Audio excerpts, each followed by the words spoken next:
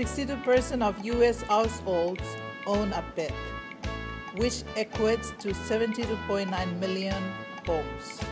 The American Pet Products Manufacturers Association claimed that dogs rank behind fish and cats in terms of most pets owned in the U.S. Sound frequency is measured in hertz. The higher the hertz, the higher pitch the sound.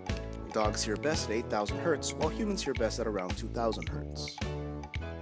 A dog's sense of smell is 10,000 to 100,000 times more accurate as that of humans.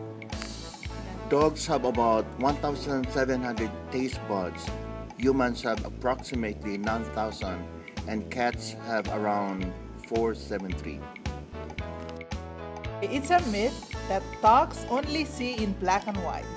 In fact, it's believed that dogs see primarily in blue, greenish yellow, and various shades of gray. Dogs' noses secrete a thin layer of mucus that helps absorb scent.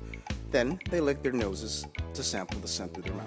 When dogs kick after going to the bathroom, they are using the scent glands on their paws to further mark their territory.